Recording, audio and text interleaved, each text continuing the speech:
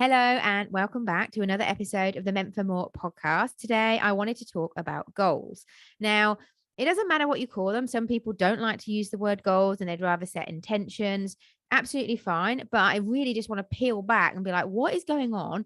Why can't you set yourself goals? Why and also let's have a chat about whether we set big goals or small goals or achievable goals or stretch goals and all that goodness. So first of all, I think there is something about a lot of the clients that I meet, they really find it hard to set goals.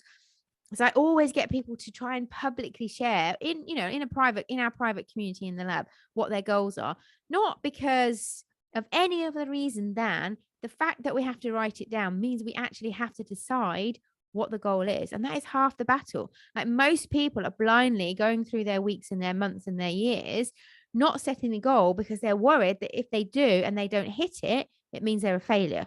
Now, we all know that good old analogy that the only way to succeed is to fail and fail and fail and fail. So we call it failing forward. Like every time you fail, which you're not failing, it's an experiment. You're getting data, you're learning, you're getting information along the way of what worked and what didn't work.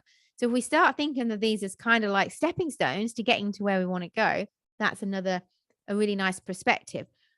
Now, when I started my business, I used to set myself really small goals that I could achieve. And that just showed where I was at on my mindset journey of not feeling good enough. I didn't think I was good enough. I had a lot of self doubt on my journey. And I would set these small goals so that I would hit them so that I could just at least feel like, okay, yeah, I am good enough. I did hit that.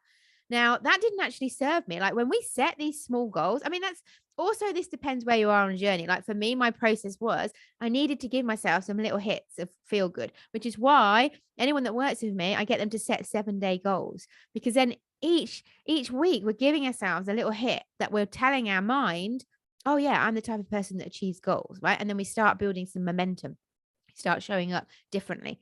Now, along what I realized is that when I set small goals, this is my mind keeping me safe and in the same place. This is a way that I would play small. So then I started to set my stretch goals. And here's the magical thing about setting big goals that really you might not achieve. This is about activating a very different version of you.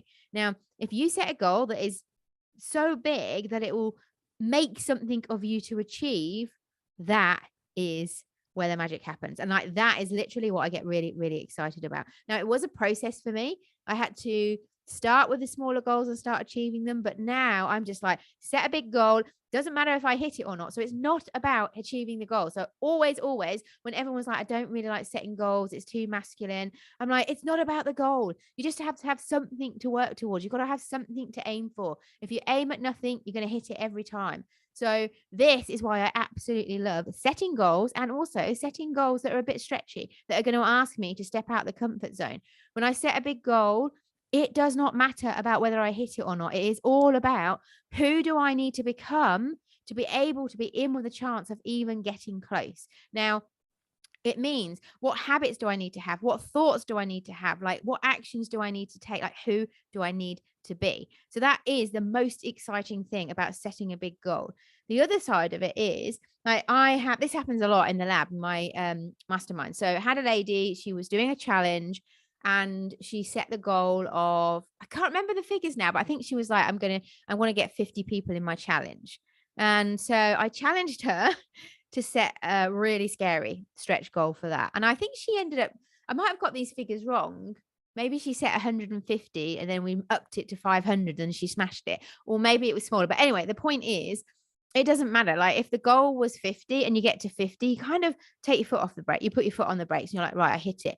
But if the goal is 150 and you're at 80, you're like, right, what else can I do? What else can I do? Where else can I talk about this? And then you get closer. So by setting the big stretch goal, you show up differently. You absolutely show up differently and your mind gets to work about how can we get there? How can we get there? And then you always smash the smaller goal, which where you would have probably stopped at.